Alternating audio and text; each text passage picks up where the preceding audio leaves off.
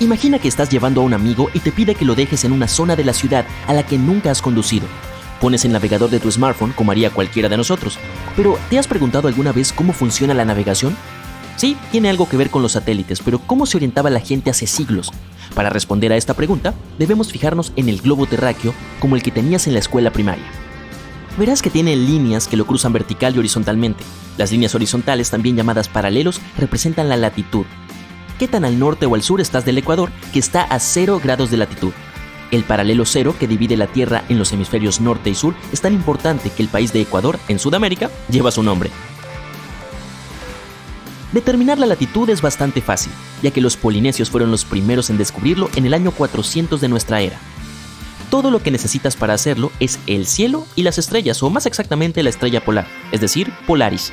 Siempre está situada directamente sobre el polo norte, ya que la Tierra gira sobre su eje de oeste a este. Basta con determinar a qué altura del cielo se encuentra. En el Ecuador se encuentra a 0 grados, es decir, en el horizonte, el lugar donde la Tierra y el cielo se encuentran. En el polo norte está directamente sobre tu cabeza a 90 grados. Y si estuvieras en Nueva York, la estrella polar estaría a 41 grados sobre el horizonte norte. El ángulo se mide con la ayuda de instrumentos como un sextante o un astrolabio. Pero saber cuán al norte o al sur del Ecuador te encuentras sigue sin decirte en qué lugar exacto de la Tierra estás. Para la navegación, las líneas verticales del globo, llamadas meridianos, son mucho más importantes. Representan la longitud e indican la distancia al este o al oeste de Greenwich. Greenwich es un barrio de Londres y se eligió como primer meridiano porque los británicos establecieron allí el Real Observatorio en 1851. En aquella época fueron pioneros en astronomía. En teoría, el primer meridiano puede estar en cualquier lugar del globo, por lo que durante un breve periodo los franceses lo fijaron en París y los chinos en Pekín. En 1884, una convención internacional fijó finalmente para todo el mundo el primer meridiano en Greenwich. Ahora llegamos a la parte complicada: ¿cómo determinar la longitud en un planeta que gira constantemente? Como todas las estrellas del cielo se mueven, no podemos confiar en ellas para saber dónde estamos con exactitud. Pero el problema es, al mismo tiempo, la solución. Necesitas saber cuándo estás en el lugar donde estás. El astrónomo griego Ptolomeo fue uno de los primeros en sugerir que la longitud puede medirse en función de la distancia en el tiempo que se ha recorrido hacia el este o el oeste desde el punto de partida. En la antigüedad y la Edad Media era habitual medir la distancia en tiempo en lugar de en kilómetros. Marco Polo, por ejemplo, dio la medida de las tierras que recorrió en la ruta de la seda en días, no en millas. Nuestro planeta tarda 24 horas en completar una rotación de 360 grados alrededor de su eje. Dividida en horas, la Tierra gira 15 grados cada hora. Esto significa que si sabes que es mediodía en Londres y tu hora local dice que son las 4 de la mañana, entonces hay aproximadamente 8 horas de diferencia entre tú y la hora de Greenwich. Multiplica esas 8 horas por 15, el número de grados que la Tierra gira cada hora, y obtendrás el número 120, que te sitúa en algún lugar de la frontera entre los estados de California y Nevada, dependiendo de tu latitud. Según la Constitución de California, el meridiano 120 oeste fue la directriz principal para trazar esa frontera en primer lugar. Hoy en día, esto parece bastante sencillo, ya que podemos averiguar las horas en distintos lugares con una simple búsqueda en Google. Para facilitar las cosas, el mundo entero se dividió en usos horarios en la década de 1960, por lo que ya no es necesario recurrir a complicadas operaciones matemáticas. Pero hasta el siglo XVIII, la navegación no era nada fácil.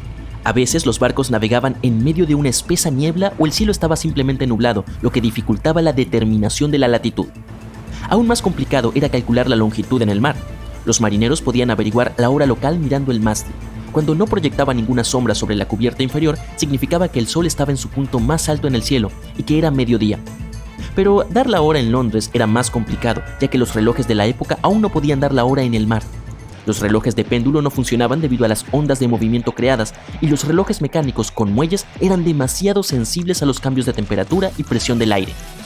Se aceleraban y ralentizaban constantemente o dejaban de funcionar por completo, lo que los hacía inútiles para determinar con precisión la longitud. Los marineros se orientaban estudiando cartas náuticas, brújulas magnéticas y siguiendo cuidadosamente la dirección y velocidad de su barco. Pero esto no era suficiente, por lo que los errores de navegación eran frecuentes. Así ocurrió el peor desastre naval de la historia británica en octubre de 1707, cuando una flota de 21 barcos que navegaba de regreso a casa chocó contra las rocas frente a las islas Sorlingas. Casi 2.000 hombres perdieron la vida en un solo día, ya que el comandante de la flota, Sir Claude Shovel, que tenía 43 años de experiencia en la marina, simplemente no pudo determinar la ubicación precisa de su barco debido al mal tiempo. Tras este desafortunado suceso, las autoridades británicas estaban decididas a hacer algo. Lanzaron las recompensas de longitud en 1714, fijando una recompensa de 20.000 libras, cerca de $6 millones en dinero de hoy, a quien resolviera el problema de la navegación en el mar. El hombre que encontró la solución fue John Harrison, un relojero de Yorkshire, Inglaterra. En 1755, tras varios intentos, entregó un cronómetro de bolsillo llamado simplemente H4. Se basaba en un muelle fabricado con un nuevo tipo de acero que permitía al reloj ser tan preciso que no perdía más de un segundo tras pasar un mes en el mar. Ni siquiera los relojes suizos de alta gama actuales son tan precisos. Este avance en la tecnología de cronometraje permitió a los británicos dominar los mares en las décadas siguientes. Y gracias a ella, hoy podemos localizarnos en cualquier lugar del planeta utilizando satélites, ya que funcionan con una tecnología similar. Mientras orbitan alrededor de la Tierra, los satélites GPS envían mensajes de radio codificados con la hora que son captados por receptores como los de nuestros smartphones. El receptor compara nuestra hora local con la hora a la que se envió el mensaje. En función de la velocidad de la luz a la que viajó la señal, calcula nuestra distancia exacta a ese satélite. Sin embargo, para que este cálculo sea exacto, necesitamos 3 de 4 satélites para obtener la máxima precisión. Cuando un dispositivo GPS calcula su distancia desde un satélite, no puede determinar desde qué dirección se envió la señal de radio. Si pensamos en esta señal como un haz de luz que brilla sobre la Tierra, crea un círculo y podríamos estar situados en cualquier lugar dentro de él.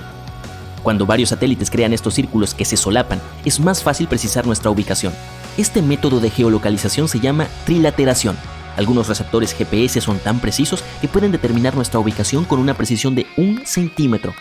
Además de la latitud y longitud, también proporcionan información sobre nuestra altitud, nuestra distancia vertical desde el nivel del mar.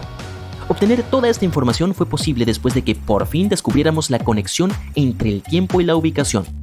Nuestro conocimiento del universo sigue ampliándose, ya que la teoría de la relatividad de Einstein aportó nuevas ideas sobre el funcionamiento de los satélites GPS. Como la gravedad hace que los relojes de la Tierra funcionen más despacio que los de los satélites del espacio exterior, debemos tener en cuenta este efecto. Si no lo hiciéramos, las pequeñas diferencias de tiempo harían imposible determinar nuestra posición exacta en la Tierra.